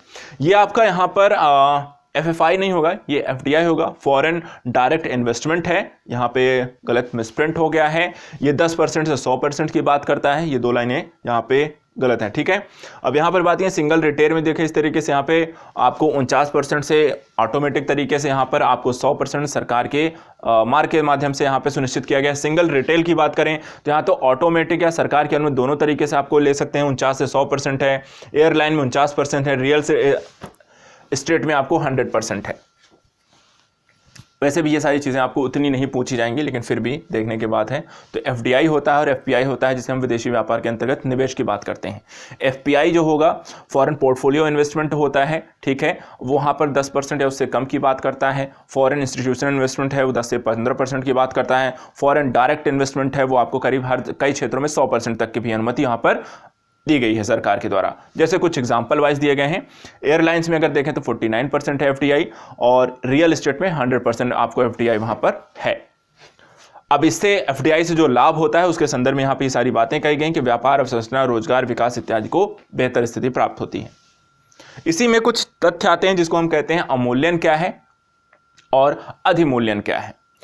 तो अवमूल्यन कब किया जाता है? जो मुद्रा का अवमूल्यन किया जाता है वो कब किया जाता है? जब किसी सरकार के द्वारा निर्यात बढ़ाने के उद्देश्य से अपनी मुद्रा का जानबूझकर विदेशी मुद्रा के मुकाबले हम कमजोर करते हैं तो उसे क्या कहेंगे? अवमूल्यन कहेंगे। इससे बाजार में मांग व पूर्ति के असंतुलन कारण मुद्रा का मूल्य ह्रास होता है, जिसे डिप्रिसिएशन हम इसे कहते हैं। अधिमूल्यन क्या होता है? जब किसी एक मुद्रा के मूल्य से किसी दूसरी मुद्रा के सापेक्ष मूल्य वृद्धि आधिकारिक रूप से की जाए, ठीक है, जानबूझकर मुद्रा के अपने मूल्य को बढ़ाया जाए। बाजार की मांग और पूर्ति का कारण मूल्य वृद्धि या अप्रिसिएशन आपका कहलाता है। तो अवमूल्यन, डिप्रिसिएशन, अधिमूल्य, अप्रिसिएशन हम यहां पर हमने देख लिया। चलिए अब कुछ और चीजों की बात करते हैं, कुछ मुद्दों को लेकर भी यहां पर चर्चा कर लेते हैं, फिर हम यहां पर टैक्स सिस्टम पे भी आ जाते हैं। व्यापार शेष क्या होता है? व्यापार शेष, ठीक है, व्यापार शेष का मतलब होता है किसी निर्धारित समय में आयातित व निर्यातित वस्तुओं के मौद्रिक मूल्य का अंतर उस देश का व्यापार शेष कहलाता है, ठीक है। मुद्रा परिवर्तनीयता क्या होती है? देश की मुद्रा मुक्त रूप से विदेशी मुद्रा में तथा प्रमुख विदेशी मुद्राएं मुक्त रूप से स्थानीय मुद्रा में परिवर्तनशील होने की स्थिति। भारत में चालू खाता घाटा के अंतर्गत मुद्रा परिवर्तनीय है, लेकिन पूंजी खाता के अंतर्गत यहां पर यह व्यवस्था नहीं है। इसको ध्यान रखना है कि मुद्रा परिवर्तनीयता की स्थिति किसके के अंतर्गत है और किसके अंतर्गत नहीं है। इसके बाद संरक्षणवाद क्या है? संरक्षणवाद देखिए आजकल मार्केट में बहुत ज्यादा है, विभिन्न देशों के द्वारा ऐसा किया जा रहा है। ऐसा क्यों किया जा रहा है? जब किसी देश के द्वारा अपने उद्योगों को विदेशी आयातित वस्तुओं व सेवाओं से प्रतिस्पर्धा हेतु संरक्षण किए जाने के हेतु तैयार के लिए टैरिफ और नॉन टैरिफ को बढ़ा दिया जाए तो इसको कहा जाएगा संरक्षणवाद। भारत भी करता है अपने कृषि उत्पादों के संदर्भ में। अमेरिका के द्वारा हाल फिलहाल काफी किया गया है, चाइना के द्वारा किया जाता है, ट्रेड वॉर की भी स्थिति चल रही है, ठीक है। विनिमय दर क्या होती है? डॉलर के मुकाबले रुपए की परिवर्तन की स्थिति। $1 के मुकाबले कितने रुपए मिलेंगे, तो उसको जो ये स्थिति है उसी को हम बोलते हैं विनिमय दर। व्यापार युद्ध, ट्रेड वॉर क्या है? जब दो या दो से अधिक देशों के द्वारा एक दूसरे की वस्तुओं पर टैरिफ और नॉन टैरिफ बहुत अधिक बढ़ाकर लगाया जाता है ताकि व्यापार को हतोत्साहित किया जाए, इसे हम कहते हैं व्यापार युद्ध या ट्रेड वॉर। अभी अमेरिका और चीन के मध्य बहुत बड़े स्तर पे हम ये ट्रेड वॉर देख रहे हैं। चलिए ये तो पढ़ लिया, अब WTO बॉक्स पढ़ लेते हैं जिसमें ग्रीन बॉक्स, ब्लू बॉक्स और एम्बर बॉक्स है। इसको लेकर भी लगातार न्यूज आती रहती है, इसमें क्या है क्या नहीं है उसको समझ लीजिए। देखिए ग्रीन बॉक्स के अंतर्गत क्या है, यहां पर मूलतः ये सारी व्यवस्था है सब्सिडी को लेकर। ग्रीन बॉक्स में आप सब्सिडी दे सकते हैं, छूट है। एम्बर बॉक्स में, ब्लू बॉक्स में भी आप तकनीकी आधार पर छूट दे सकते हैं सब्सिडी को लेकर, लेकिन एम्बर बॉक्स की वस्तुओं को लेकर यहां पर आपको किसी प्रकार की सब्सिडी आप नहीं दे सकते हैं। तो कौन कौन सी वस्तुएं किस किस बॉक्स में आती हैं? तो देखिए ग्रीन बॉक्स के अंतर्गत रिसर्च एंड डेवलपमेंट, पशु टीकाकरण, कृषि इत्यादि संबंधी यहां पर अगर हम देखें तो इस पर आप सरकार के द्वारा सब्सिडी दी जा सकती है, छूट है। ब्लू बॉक्स के अंतर्गत तकनीकी आधार पर कुछ छूट दी गई है कि यहाँ पर तकनीकी आधार पर कुछ डेवलपमेंट करना है तो वहाँ पर आपको, या फिर कुछ पिछड़े हुए स्थितियां हैं तो भी आप वहाँ पर ब्लू बॉक्स के अंतर्गत वस्तुओं को छूट दे सकते हैं। एम्बर बॉक्स के अंतर्गत उर्वरक, मशीनरी, बिजली इत्यादि पर किसी प्रकार की सब्सिडी नहीं दी जानी चाहिए। अगर आप ऐसा करते हैं तो उससे बाजार में जो वस्तुएं आएंगी वो बहुत सस्ती होंगी दूसरे देशों के मुकाबले, और उसके कारण वो मार्केट से वो देश, उन देश की वस्तुएं बाहर हो जाएंगी और आपको उसका लाभ मिलेगा। इसी को लेकर लड़ाइयां होती हैं, अमेरिका इंडिया के विरुद्ध, इंडिया अमेरिका के विरुद्ध, अन्य ब्रिटेन यूके जो होता है किसी और के विरुद्ध। तो इस तरह की यहाँ पर एक दूसरे पर दोषारोपण चलता रहता है। लेकिन ये बॉक्सेस ध्यान रखिएगा, इसमें किस किस अंतर्गत सब्सिडी दी जा सकती है, किसको नहीं दी जा सकती है। तो एम्बर बॉक्स में किसी प्रकार की सब्सिडी नहीं दी जाएगी इन वस्तुओं पर, और सब्सिडी ग्रीन बॉक्स के अंतर्गत आपको दी जाती है। अब एक और क्वेश्चन, कर किसे कहते हैं? टैक्स क्या होता है? किसी वस्तु, सेवा, आय, शुल्क, संपत्ति पर सरकार के द्वारा वसूला जाने वाला न्यूनतम राशि को हम क्या कहते हैं? कर कहते हैं, टैक्स कहते हैं। भारत में कर प्रणाली कैसी है? देखिए पहले इसको समझ लीजिए, कर पद्धति क्या होती है। कर पद्धति देखिए, प्रतिगामी कर पद्धति, जब आय में वृद्धि के साथ साथ कर की दर में भी वृद्धि हो जाए। जैसे 10,000 है तो 10% कर, 20,000 हो गया तो 20% कर, 30,000 हो गया 30% कर भी बढ़ता जा रहा है, आय भी बढ़ती जा रही है। इसको कहते हैं हम प्रतिगामी कर। समानुपाती कर क्या होता है? जब आय अर्जित करने के अनुपात में निश्चित दर पड़ती है, ठीक है, कि यहां पर अगर 10,000 से 20,000 बढ़ा, 20,000 से 30,000 बढ़ा, 30,000 से 40,000 बढ़ा, तो कितने परसेंट आपकी आय में वृद्धि हुई, उतने ही परसेंट अनुपात में आपकी टैक्सेस में भी वृद्धि की जाए। और प्रगामी कर क्या होता है? आय में वृद्धि के साथ कर में वृद्धि ना की जाए, अर्थात कि एक समय कि एक समय के पश्चात आपकी आय तो बढ़े लेकिन टैक्स ना बढ़े। ठीक है, जैसे कि आप 50 लाख तक वहां पर आपकी टैक्सेस बढ़ती गई, 50 लाख के बाद चाहे आप 100 लाख, 1 करोड़ कमाओ, 10 करोड़ कमाओ, 50 करोड़ कमाओ, उस पर कोई टैक्स नहीं लग रहा है, तो उसको हम कहते हैं प्रगामी कर। तो कर प्रणाली 3 तरीके की होती है। अब कर के प्रकार क्या होते हैं? तो कर एक तरीके का होता है प्रत्यक्ष कर होता है, एक अप्रत्यक्ष कर होता है। तो उसको समझ लीजिए। प्रत्यक्ष कर क्या होता है? व्यक्ति की आय, संपत्ति आदि पर लगाया गया व्यक्तिगत कर तथा उसी के द्वारा अदा किया जाने वाली की व्यवस्था ही आपकी प्रत्यक्ष कर कहलाती है। इसमें आयकर भी होता है, संपत्ति कर भी होता है। अप्रत्यक्ष कर क्या होता है? एक व्यक्ति पर लगाया गया हो और अन्य व्यक्तियों द्वारा उसका भुगतान किया जाता हो, जिसे हम कहते हैं अप्रत्यक्ष कर, जिसे जीएसटी के अंतर्गत देखा जाता है। आयकर में सम्मिलित आय क्या होती है? तो वेतन, व्यापार से लाभ, किराए से प्राप्त आय, पूंजीगत लाभ, ब्याज, ये सब आयकर में आज सम्मिलित किया जाएगा। सम्मिलित कर में जो होता है केंद्र और राज्य का हिस्सा भी होता है। केंद्र जो लगाती है कर, जिसमें केंद्रीय उत्पाद शुल्क, अतिरिक्त सीमा शुल्क, सेवा कर, केंद्रीय बिक्री कर के रूप में वसूलती है। राज्य जो वसूलती है वैट, मनोरंजन कर, चुंगी कर इत्यादि के संदर्भ में, ये सब खत्म करके वहां पर वैसे जीएसटी भी चीजें लाई गई, लेकिन कुछ कर अभी भी प्रत्यक्ष कर के रूप में लगते हैं। इसी प्रकार वस्तु एवं सेवा कर लगाया गया है। वस्तु एवं सेवा कर जिसे हम जीएसटी कहते हैं। प्रत्यक्ष कर के अलावा अप्रत्यक्ष कर आपको लगाए जाते हैं। अप्रत्यक्ष कर के अंतर्गत देखें तो यहाँ पर सीजीएसटी, एसजीएसटी, आईजीएसटी, यूटीजीएसटी लगता है। अब सीजीएसटी राज्यों में केंद्र सरकार द्वारा लगाया गया कर, ठीक है, राज्यों में केंद्र सरकार द्वारा लगाया कर सीजीएसटी हो गया। एसजीएसटी क्या होता है? राज्यों द्वारा राज्य के अंदर लगाया गया कर, एसजीएसटी हो गया। आईजीएसटी क्या हो गया? राज्यों के आपस में व्यापार पर केंद्र सरकार द्वारा लगाया गया, अर्थात दो राज्य व्यापार कर रहे हैं, आपस में कर रहे हैं, तो वहां पर केंद्र सरकार ने जो कर लगा दिया। जैसे गुजरात और यूपी अगर साथ में कोई व्यापार कर रहे हैं तो दोनों के मध्य जो व्यापार हो रहा है उस पर उन्होंने केंद्र ने लगा दिया आईजीएसटी। और यूटीजीएसटी क्या हो गया? केंद्र शासित प्रदेशों में लगाया गया केंद्र सरकार द्वारा कर, यूटीजीएसटी हो गया। तो यहां पर CG, SG, IG, UT, GST के बारे में हमने यहां पर देख लिया।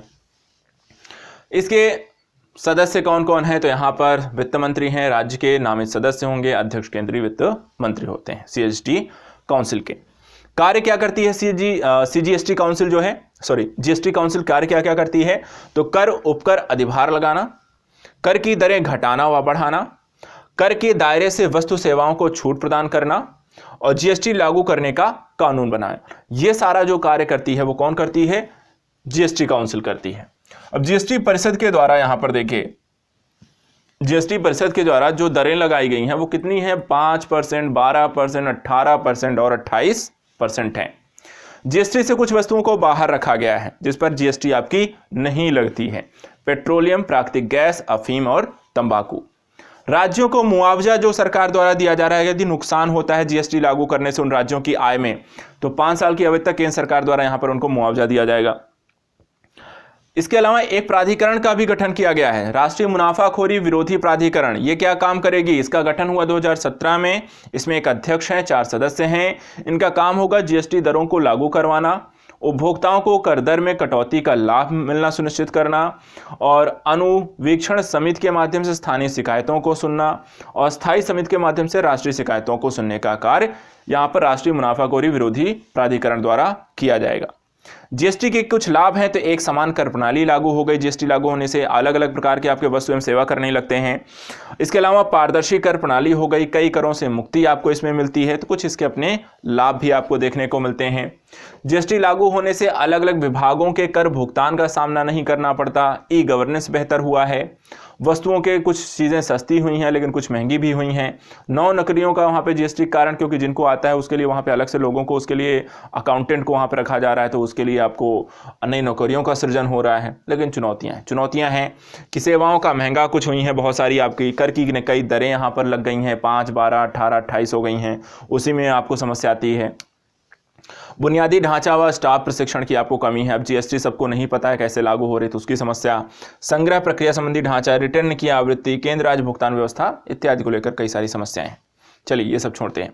अब आते हैं अपने हम भारतीय अर्थव्यवस्था के क्षेत्रों के अंतर्गत, और इसमें सबसे पहले पढ़ते हैं कृषि आगत क्या होती है। कृषि आगत देखिए, कृषि के अंतर्गत भूमि आती है, जिसमें भूमि धारण प्रणाली इसमें लागू होती है। माहलवाड़ी, रैयतवाड़ी, जमींदारी, भूमि प्रतिसुधा, चकबंदी और भूमि अधिग्रहण इसके अंतर्गत सम्मिलित किया गया है। बीज के अंतर्गत बात करें तो इसमें उन्नत किस्म के बीज हैं, सीड विशेष हैं, सीड बैंक हैं और जीएम क्रॉप इसके अंतर्गत सम्मिलित की गई हैं।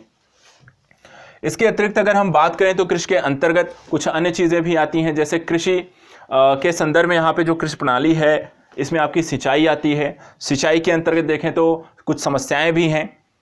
प्रधानमंत्री की सिंचाई योजना है, सिंचाई को लेकर क्या है कि कहीं सिंचाई की व्यवस्था ही नहीं है, कहीं है तो बहुत ज़्यादा है, कहीं भूमिगत जल के पानी की समस्या है, तो सिंचाई को लेकर अपनी समस्याएं भी हैं।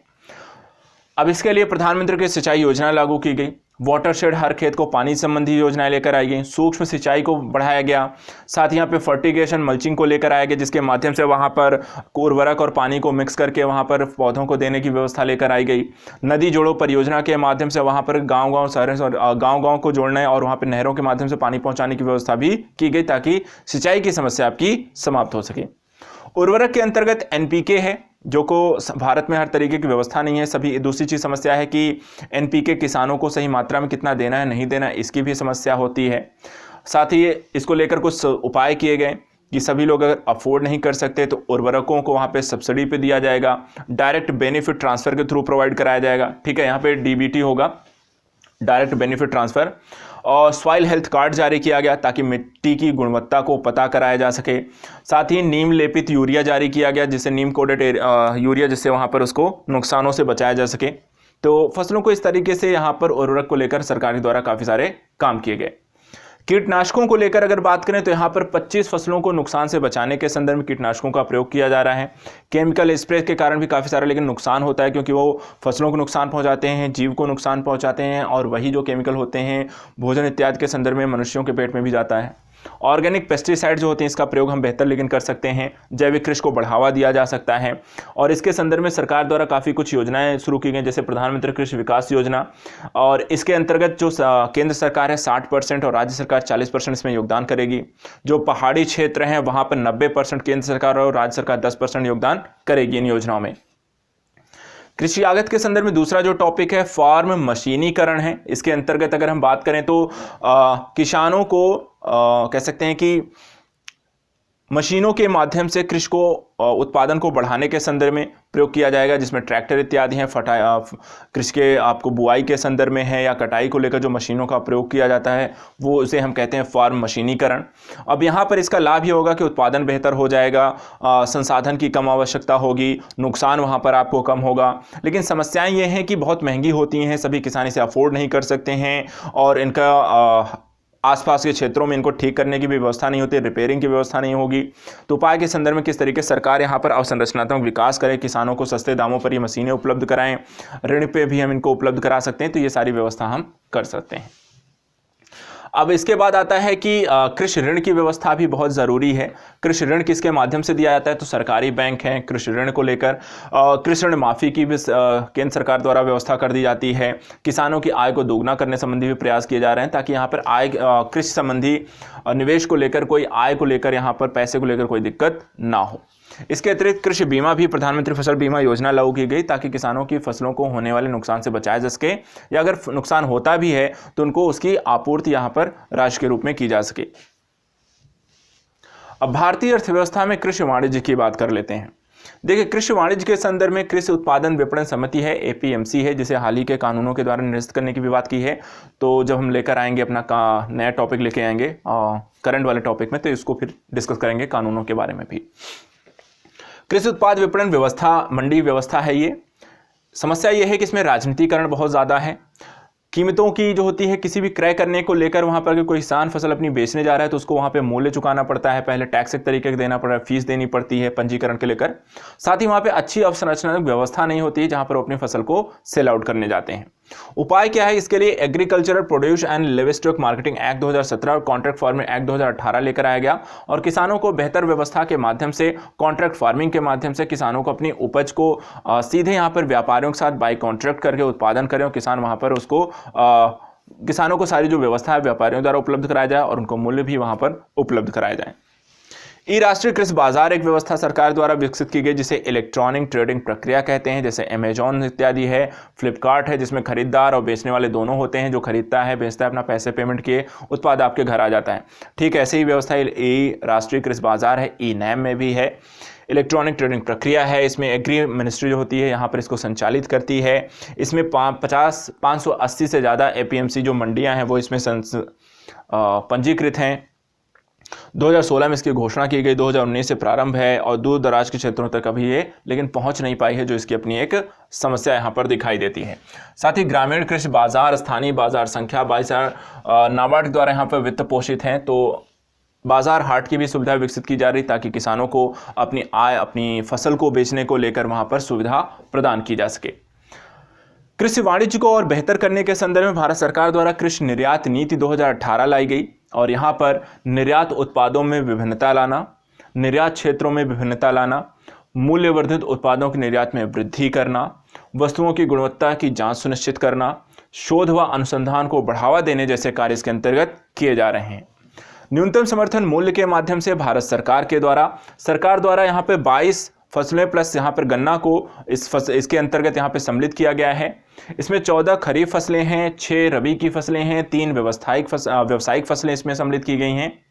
कृषि लागत एवं मूल्य आयोग के द्वारा एमएसपी यहाँ पर आपको की सिफारिश की जाती है।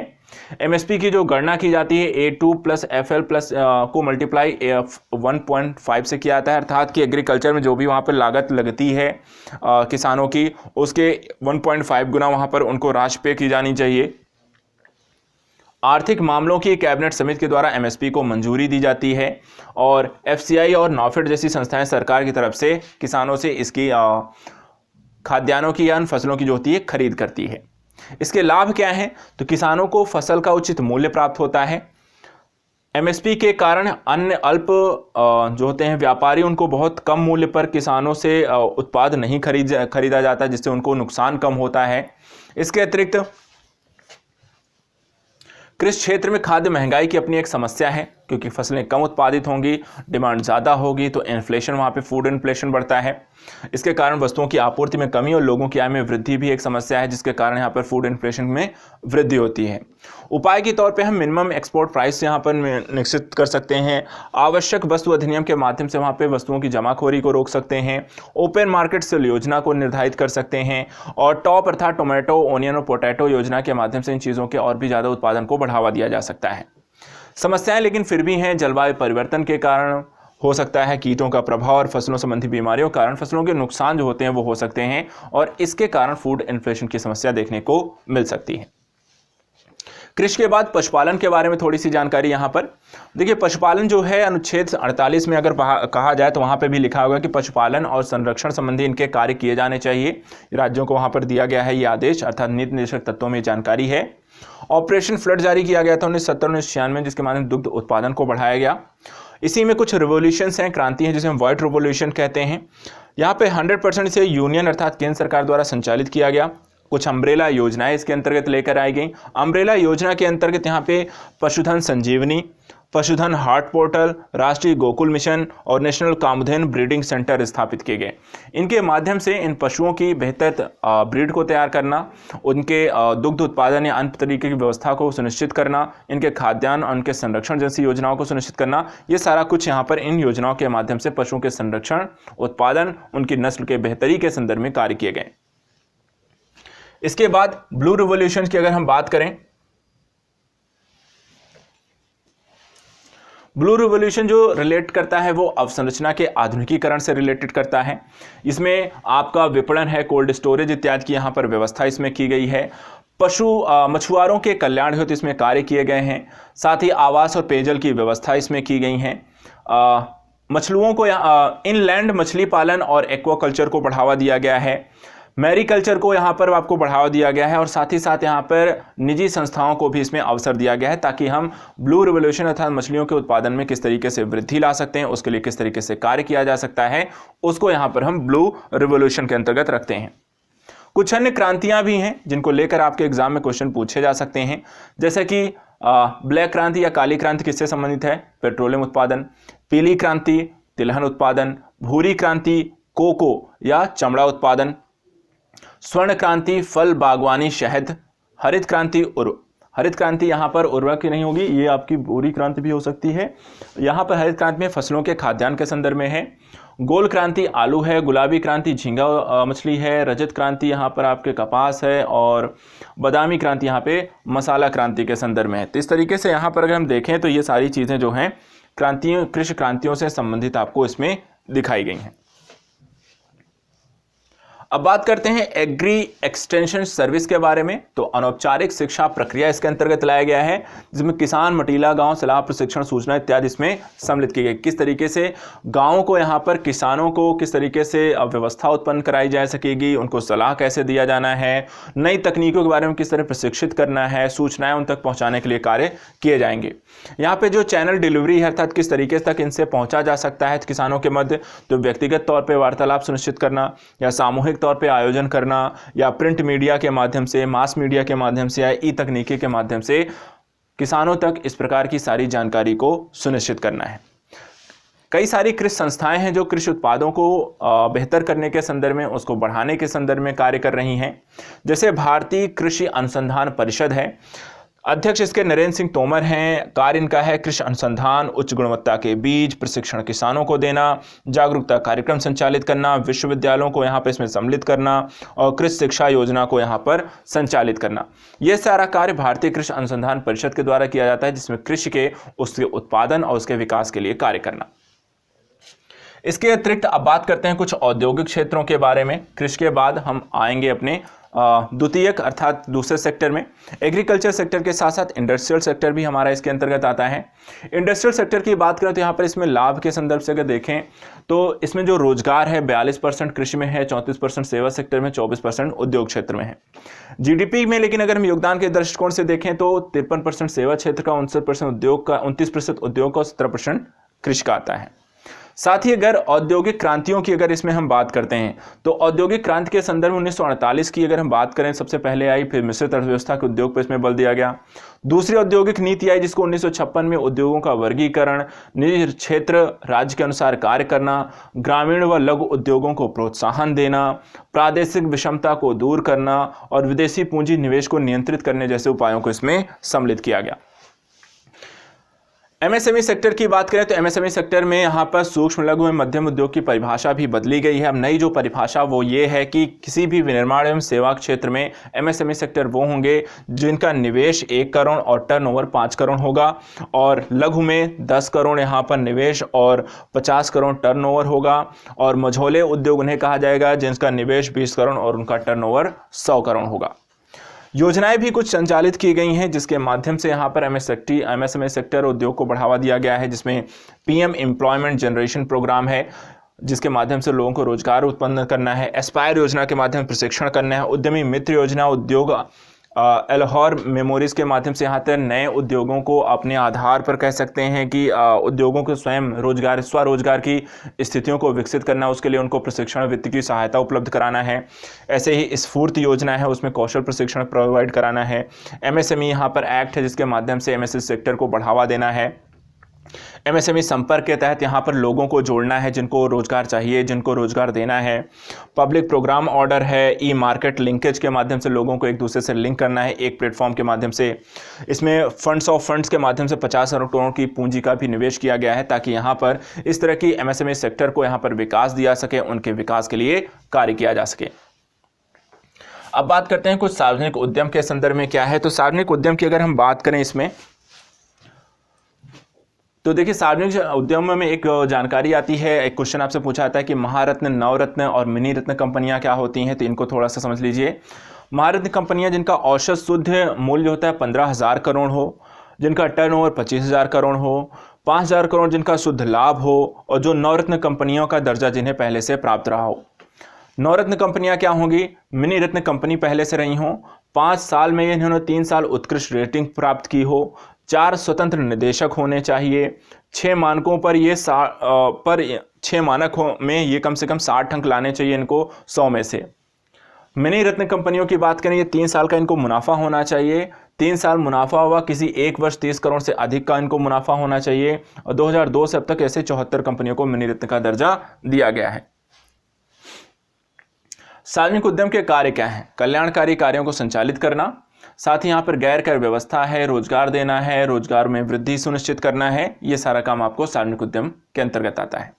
लेकिन इसमें कुछ समस्याएं हैं सार्वजनिक उद्यम में। क्या समस्याएं हैं? जैसे बीमार उपक्रम है, राष्ट्रीयकरण की समस्याएं हैं, कुशल प्रबंधन का अभाव है, शोध अनुसंधान विकास की कमी है, श्रम संगठनों का राजनीतिकरण है। ये आपको इसमें समस्याएं आपको देखने को मिलती हैं। इसके साथ साथ सार्वजनिक उद्यम में वर्तमान समय में विनिवेशीकरण की प्रक्रिया अपनाई जा रही है। सरकार अपनी हिस्सेदारी लगातार कम कर रही है। क्यों कर रही है? ताकि यहाँ पे राजस्व का यहाँ पे ज़्यादा से ज़्यादा वहाँ पे भारत सरकार को प्राप्त हो सके। लाभ क्या है? कुशल प्रबंधन, क्योंकि नए कह सकते हैं प्रबंधन प्राप्त होगा, निजी सेक्टर इसमें निवेश करेगी, निवेश के अवसर साथ ही साथ इसमें ज़्यादा बढ़ेंगे, शोध अनुसंधान में यहाँ पे वृद्धि देखने को मिलेगी, सरकार पर यहाँ पर दबाव भी कम होगा, जो बीमार कंपनियां होंगी उनके हाथ से चली जाएंगी, वो नई चीज़ों में निवेश करके नए आय नए तरीके के रोजगार उत्पन्न कर पाएंगे। सामाजिक निवेश द्वारा सरकार यहाँ पर नई चीज़ों को विकसित कर सकती है। तो यहाँ पर सार्वजनिक उद्यम में विनिवेशीकरण की यहाँ पर ये कार्य इस उद्देश्य से किए जा रहे हैं। लेकिन साथ ही साथ कुछ सावधानियां बरतनी है, जैसे कि एकाधिकार का जो मुद्दा है कि ऐसा ना हो कि सिर्फ निजीकरण ही रह जाए। रोजगार सुरक्षा को सुनिश्चित करना होगा कि ऐसा होने से रोजगार जा सकते हैं लोगों के, और गुणवत्ता के साथ यहाँ पर कोई समझौता नहीं किया जाना चाहिए। इसके बाद औद्योगिक क्षेत्र का विकास के संदर्भ में सरकार द्वारा कई सारी योजनाएं संचालित की गई, जैसे स्टार्टअप इंडिया 2016 में, मेक इन इंडिया 2014 में, स्किल इंडिया 2015 में, ईज ऑन डूइंग बिजनेस में वहां पर उच्च रैंकिंग प्राप्त करना, आत्मनिर्भर भारत सरकार की योजना यहाँ पर लेकर आई गई। तो ये सारी चीजें यहाँ पर इनके बेहतर के संदर्भ में यहाँ पे कार्य किए जा रहे हैं। अब बात करते हैं कि बेरोजगारी की स्थितियों को लेकर। देखिए, बेरोजगारी है वह विशेष अवस्था, तो एक मिनट, बेरोजगारी भी थोड़ा समझ लेते हैं। बेरोजगारी से क्या तात्पर्य है? तो बेरोजगारी वह विशेष अवस्था जिसमें मानसिक व शारीरिक रूप से कार्य करने में समर्थ एवं इच्छुक व्यक्ति को प्रचलित मानकों व प्रचलित मजदूरी दर पे काम नहीं मिलता, उसे हम बेरोजगार कहेंगे। ठीक है। बेरोजगारी के प्रकार कितने होते हैं? तो एक ग्रामीण बेरोजगारी है, एक शहरी बेरोजगारी है। ग्रामीण बेरोजगारी के अंतर्गत आती है अदृश्य या प्रच्छन्न बेरोजगारी और मौसमी बेरोजगारी। अदृश्य बेरोजगारी कैसे कहते हैं या प्रच्छन्न बेरोजगारी? जहां 5 लोग मिलकर काम कर रहे हैं और लेकिन उत्पादन जो होता है जितना हो रहा है, अगर 4 लोग भी मिलकर काम करें तो वहां पे उत्पादन में कोई फर्क ना आए। ठीक है, तो एक व्यक्ति एक्स्ट्रा काम कर रहा है तो वहां पे उसे हम कहते हैं अदृश्य बेरोजगारी। कहने का मतलब कि 5 लोग मिलकर अगर 1 कुंटल का उत्पादन करते हैं और अगले साल 1 को हटा दें और 4 लोग मिलकर भी 1 कुंटल का उत्पादन कर दें, तो ऐसी स्थिति में जो एक व्यक्ति था उसका कोई वहां पे काम नहीं था, तो उसे हम कहते हैं अदृश्य बेरोजगारी। मौसमी बेरोजगारी, जो मौसम आने पर आपको रोजगार मिलता है और मौसम के खत्म होने के साथ आपका रोजगार खत्म हो जाता है। जैसे धान की रोपाई करना हो, जब धान का सीजन आता है तभी रोपाई चालू होती है, उस समय आपको रोजगार मिलता है, सीजन खत्म आप बेरोजगार हो गए, तो इसे हम कहते हैं मौसमी बेरोजगारी। औद्योगिक बेरोजगारी और शिक्षित बेरोजगारी है। औद्योगिक स्तर पे जो बेरोजगारी है, उद्योगों में किसी प्रकार के होने वाले परिवर्तन हो गए, शिक्षा के कारण आप बहुत ज़्यादा लेकिन शिक्षित हैं, लेकिन उस शिक्षा के अनुरूप वहाँ पर आपको रोजगार उपलब्ध नहीं, तो वो शिक्षित बेरोजगारी हो गई। ठीक है, किसी ने इंजीनियरिंग कर रखी है लेकिन इंजीनियरिंग को लेकर कोई जॉब ही नहीं आ रही है, तो शिक्षित तो है लेकिन बेरोजगार है। ग्रामीण और शहरी दोनों क्षेत्रों में पाई जाने वाली बेरोजगारी, जैसे आपकी खुली बेरोजगारी है, संरचनात्मक बेरोजगारी है, संरचना में हुए परिवर्तन के कारण, अल्प रोजगार है, कुछ समय मिलता है कुछ समय नहीं मिलता है, चक्री बेरोजगारी है जो सीजन वाइज आती है सीजन वाइज चली जाती है। तो ये सब आपकी बेरोजगारी के आपके प्रकार हैं। इसके बाद बेरोजगारी की स्थिति को लेकर 2015-16 का डाटा है, रिसेंट का भी डाटा नहीं है, रिसेंट का भी सरकार का इंडिया ईयरबुक में देखी जाएगी, तो नेक्स्ट वीडियो में अपडेट करूंगा। तो यहाँ पर 2015-16 के डाटा के अनुसार जो श्रम बल भागीदारी है इसका 50% यहाँ पर अगर बात करें कितना है, 50 करोड़ यहाँ पर है श्रम बल भागीदारी, जिसमें से 75% जो होते हैं पुरुष है और 23% जो होती हैं आपकी महिलाएं हैं। जनसंख्या के अनुपात में अगर बात करें तो 47% यहाँ पर आपके कामगार जनसंख्या है, 71% इसमें से पुरुष हैं और महिलाएं कितनी हैं 21%, 21.7। बेरोजगारी को हम दूर कैसे कर सकते हैं? तो बेरोजगारी को दूर करना है तो रोजगार उत्पन्न करना चाहिए, लोगों को आधुनिक तकनीकों में प्रशिक्षित करना चाहिए, स्वरोजगार को बढ़ावा देना चाहिए, व्यावसायिक शिक्षा को बढ़ावा देना चाहिए, सरकारी योजनाएं और मेक इन इंडिया को सुनिश्चित करना चाहिए। यहाँ पर ये सारा काम हम करके यहाँ पर अपनी चीज़ों को, बेरोजगारी को और दूर कर सकते हैं। चलिए अब यहीं पर देखिए, यहाँ पर निर्धनता की बात कर लेते हैं। निर्धनता क्या होती है? निर्धनता वह है जिसमें व्यक्ति अपनी न्यूनतम आवश्यकताओं की पूर्ति नहीं कर पाता है, उसमें अक्षम होता है, उसे हम निर्धन कहते हैं। ठीक है। इसके बाद इसी में एक है फिलिप्स वक्र है। फिलिप्स वक्र को अगर हम देखें तो यहाँ पर ये इन्फ्लेशन रेट होती है, ये आपका यहाँ पर और मूल्य के संदर्भ में आती है। तो इन्फ्लेशन जैसे जैसे ये आपको बढ़ती जाएगी यहाँ पर, जिसे हम कहते हैं इन फिलिप्स वक्र की संज्ञा इसे हम देते हैं। और इसमें फिलिप्स वक्र जो होता है किससे जुड़ा है, इसको ध्यान रखना है। फिलिप्स वक्र जो होता है वो आपको निर्धनता से जुड़ा हुआ। बेरोजगारी का स्तर यहाँ पर देखिए, मुद्रास्फीति इसमें क्या होती है, मुद्रास्फीति बढ़ेगी, इन्फ्लेशन आपका बढ़ेगा, बेरोजगारी की दर घटेगी। तो ये कहते हैं जो फिलिप्स वक्र है इसके संदर्भ में ये बात कह रहा है। एक जो डाटा इसमें कहता है, एक चीज को ध्यान रखिए, जो क्वेश्चन आपको पूछता है कि जैसे जैसे आपका इन्फ्लेशन मुद्रास्फीति की दर में वृद्धि होती है उसके कारण आपकी बेरोजगारी की दर जो होती है वो घटती जाती है। मुद्रास्फीति नए रोजगार का सृजन करती है, क्योंकि महंगाई बढ़ती है, उत्पादन कम होगा, तो उत्पादन बढ़ाने के लिए फिर नए लोगों को लगाया जाएगा, और नए लोग अगर जॉब पे आएंगे तो बेरोजगार जो पड़े हुए थे उनको रोजगार मिल जाएगा, तो बेरोजगारी कम हो जाएगी। तो रोजगार बढ़ेगा, सॉरी इन्फ्लेशन हाई होगा तो बेरोजगारी घटेगी। तो यही आपको यहाँ पर दिखाया गया है इसके माध्यम से। अब बात करते हैं यहाँ पे निर्धनता के प्रकार के संदर्भ में। एक है आपका सापेक्ष निर्धनता और दूसरा है निरपेक्ष निर्धनता। सापेक्ष निर्धनता क्या होती है, समाज के विभिन्न आय वर्गों के बीच आय और जीवन स्तर का पता लगाने के लिए यहाँ पर जो प्रयोग किया था उसके अंतर्गत हम उसको कहते हैं सापेक्ष निर्धनता। इसमें हम लॉरेंज वक्र और गिनी गुणांक इसके माध्यम से हम प्रदर्शित करते हैं। जो दूसरा है निरपेक्ष निर्धनता, गरीबी रेखा के नीचे जीवन यापन करने वाले लोग इसके अंतर्गत आते हैं। वस्तु एवं सेवा संबंधी आवश्यकताओं को आधार मानक इसमें बनाया जाता है, उसके आधार पर इनका आकलन किया जाता है। और निरपेक्ष निर्धनता प्रत्येक देश में अलग अलग हो सकती है। भारत में निर्धनता के क्या कारण हैं, तो पहले आर्थिक कारण जान लीजिए। बेरोजगारी व अल्प रोजगार इसका एक कारण हो सकता है। निम्न स्तरीय आर्थिक गतिविधियां यहाँ पर एक कारण है। आय और संपत्ति का असमान वितरण एक कारण है। कृषि में निम्न उत्पादकता भी एक कारण है। वैकल्पिक व्यवसाय का अभाव भी एक कारण है। और प्रशिक्षण व व्यावसायिक संस्थानों की कमी भी अपना एक कारण है।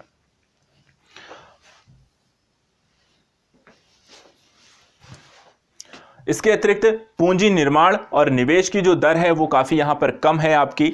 साथ ही आधुनिक तकनीकों का कम प्रयोग किया जाता है और परिवहन, ऊर्जा, संचार साधनों का भी यहाँ पर जो विकल्प है वो काफ़ी कम है या धीमा विकास है।